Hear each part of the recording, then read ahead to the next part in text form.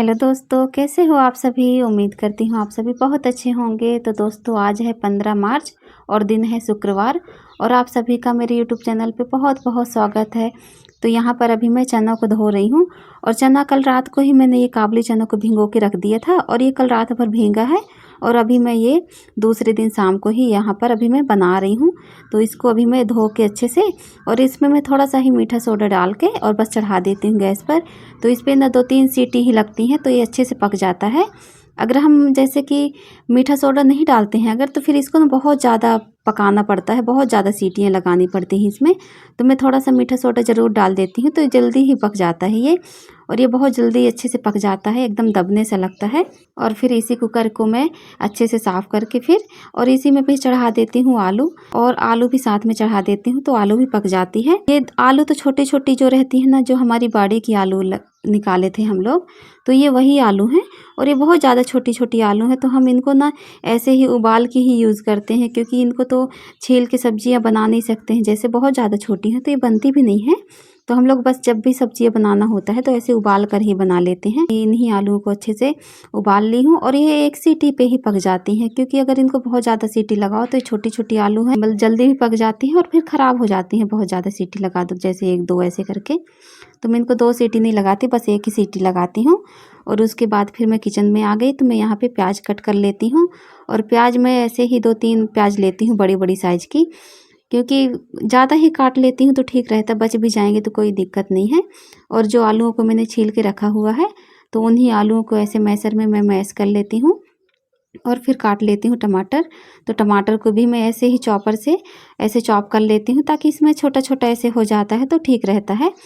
और फिर इस कुकर में मैं चढ़ा देती हूँ यहाँ पर कुकर पे तेल डालकर, और रखी हुई हूँ साइड पे यहाँ पर प्याज और ये जो छोला मसाला है और लाल वाली मिर्च सूखी वाली और तेज पत्ता और जीरा और कटा हुआ टमाटर। फिर यहाँ पर मैं ये जो जीरा होता है तो जीरा डाल देती हूँ तेल पे, और लाल वाली सूखी मिर्च डाल देती हूँ और तेज पत्ता डाल देती हूँ।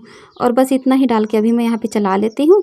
और थोड़ा देर के बाद फिर मैं डाल देती हूँ इस पर प्याज। तो प्याज अभी मैं सारी नहीं डालूँगी, क्योंकि मैंने बहुत सारी प्याज कट कर लिया था, तो मैं पूरी प्याज नहीं डाल रही हूँ।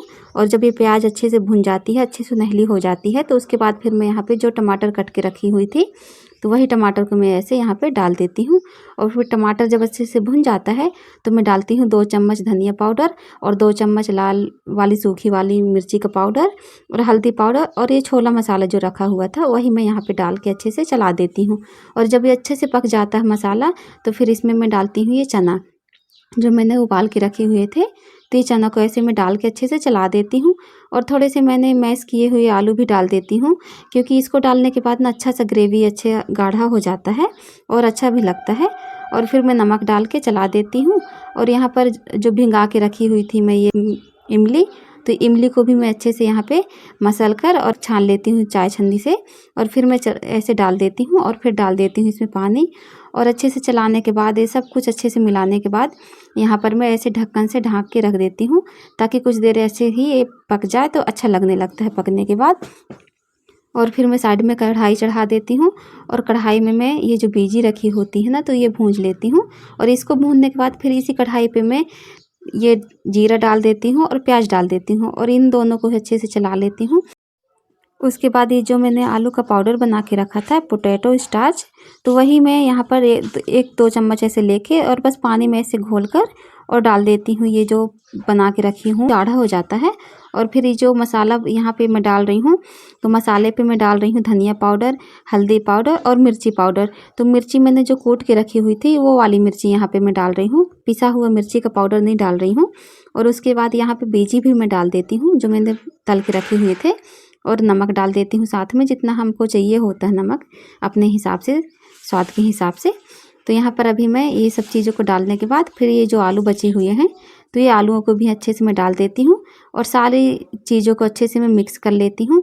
और यहाँ पर थोड़ा सा मिक्स करना अच्छे से पड़ता है, क्योंकि जो आलू रह जाती हैं तो जब तक आलू अच्छे से पक नहीं जाती हैं तो अच्छा फिर सौंधापन नहीं आता है। तो जब ये आलू अच्छे से पक गई है सब्जी, तो मैं एक प्लेट पे निकाल के ठंडा होने के लिए रख देती हूँ। और जब तक ये ठंडा होगा तो फिर इसी कढ़ाई पे मैं तेल डाल के चढ़ा देती हूँ। और जब तक तेल गर्म हो रहा है तब तक मैं यहाँ पर ये मैदे को छान लेती हूँ। वैसे मैदे पे तो कुछ भी नहीं निकला था, एकदम साफ़ सुथरा मैदा था। उसके बाद फिर यहाँ पर ये जो अजवाइन होता है ना, तो अजवाइन को मैं अच्छे हाथों से ऐसे मसल कर और इसमें तेल डाल के अच्छे से मोवन को अच्छे से मिला लेती हूँ। और यहीं पे थोड़ा ज़्यादा प्रोसेस रहता है मोवन का ध्यान देने के लिए कि मतलब अच्छे से ही मोवन को मिलना चाहिए, जब तक ये ऐसे बंध नहीं जाता है हाथ से। जब हम बांधते हैं ऐसे तो ये बंध जाता है, तो समझ में आ जाता है कि इसका मोवन तैयार हो गया। और इसका जो डो होता है ना, तो ये बहुत बिल्कुल ऐसे आटा जैसे हमको नहीं लगाना होता है, इसे थोड़ा दरदरा सा रहता है जो, और थोड़ा टाइट सा होना चाहिए, बहुत ज़्यादा मुलायम नहीं होना चाहिए। तो इसके अच्छे से समोसे बनते हैं।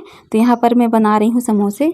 तो अभी मैंने सारा कुछ ऐसे करके रख लिया है और अच्छे से मैं ये समोसे की जो लोइयाँ होती हैं तो इनको अच्छे से मैं बना के और बस बेल लेती हूँ और ऐसे ही कट करके बस चिपका लेती हूँ। और इसमें फिर भरती हूँ ये जो सब्जी बना के रखी हुई हूँ। तो ये सब्जी को भरने के बाद मैं 2 चम्मच ऐसे ही सब्जी डालती हूँ, बहुत ज़्यादा सब्जी इसमें नहीं डालती हूँ, क्योंकि फिर इसको जब ये फूलता है ना तो फिर इसमें बहुत ज़्यादा सब्जी फिर अच्छी नहीं रहती है। हमको हिसाब से ही सब्जी डालना होता है, उसके हिसाब से हमको सब्जी डालना होता है। तो यहाँ पर मैं 2 और 2.5 ऐसे ही चम्मच सब्जी डालती हूँ इसमें।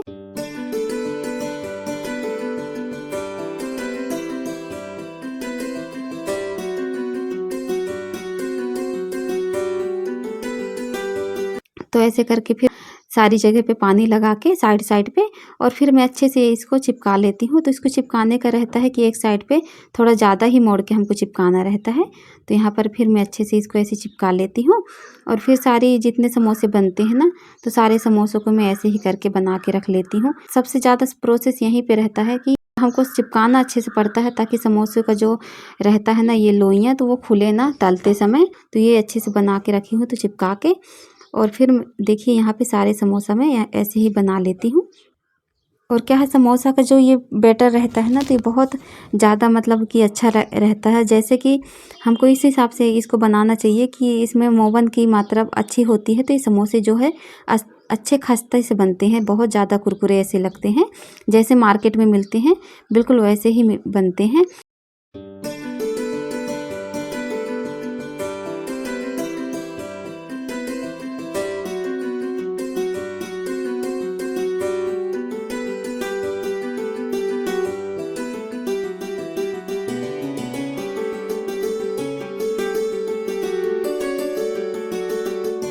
यहाँ पर अभी ये जो समोसे का बचा हुआ था मैदा, तो इसी का मैंने यहाँ पे बना लिया है करेला। तो क्या है ना, कभी ऐसा होता है कि कभी सब्जी बच जाती है और ये कि कभी फिर आटा ही बच जाता है। जैसे कि हम कुछ भी बनाते हैं तो 2 में से एक चीज़ तो होता ही है कुछ परफेक्ट, तो कभी कुछ भी नहीं बनता है। तो यहाँ पे ज़्यादा नहीं बचा था, फिर सिर्फ एक ही लोई का बचा हुआ था करेला। तो यहाँ पर मैं अभी करेला बना लेती हूँ।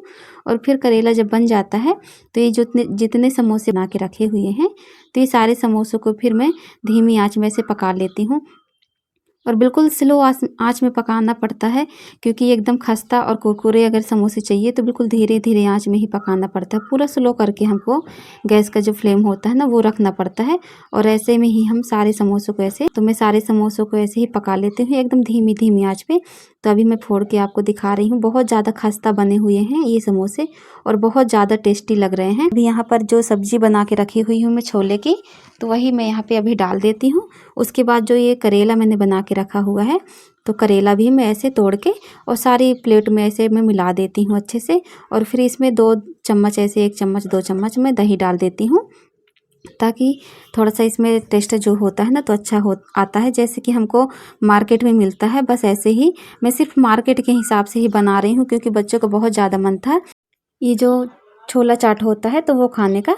तो फिर मैं इसमें डाल देती हूँ धनिया पत्ती और प्याज, और अच्छे से ये सारी चीज़ों को डाल के और फिर मैं दे देती हूँ सभी लोगों को खाने के लिए। और ये जो समोसा छोला होता है ना, तो बिल्कुल मार्केट के हिसाब से ही बना हुआ है। मार्केट में तो हम जैसे लेते हैं खाने के लिए तो कितना ही लेंगे, है ना। और लेकिन घर पे ऐसा होता है कि हम अच्छे से बना लेते हैं, घर पे साफ़ सुथरा, और बहुत ज़्यादा मतलब कि अच्छा लगता है घर पे बना हुआ। कुछ भी चीज़ हम बनाते हैं तो बहुत ज़्यादा अच्छी लगती है घर पे बनी हुई। तो यहाँ पर अभी मैं सभी चीज़ों को अच्छे से डाल के और सभी लोगों को मैं दे दी हूँ खाने को, और मैं भी यहाँ पर बैठ के खा लेती हूँ। और आप यकीन नहीं मानेंगे, बहुत ज़्यादा टेस्टी बना हुआ है ये समोसा। बिल्कुल मार्केट में जैसा मिलता है ना हम लोगों को छोला समोसा, बस वैसे ही लग रहा था, टेस्ट बिल्कुल वैसे ही लग रहा था सेम। तो आप जैसे अभी मैं बनाई हूँ वैसे अगर आप बनाएंगे तो बहुत ज़्यादा ही टेस्टी लगेगा। तो यहाँ पर अभी सभी लोग खा ले रहे हैं, और अभी मैं सभी लोगों को चटनी भी थोड़ा थोड़ा सा ऐसे दे देती हूँ जितना वो मांगते हैं। चटनी और प्याज जो कटी हुई रखी रहती हैं। तो फ्रेंड्स, आप लोगों को मेरी वीडियो कैसी लगी और समोसे की रेसिपी कैसी लगी आप कमेंट में ज़रूर बताइएगा। तो मैं अपनी वीडियो यहीं पे आज एंड करती हूँ। तो मिलती हूँ आपसे एक अच्छे नए ब्लॉग के साथ। तब तक के लिए फ्रेंड्स, बाय बाय।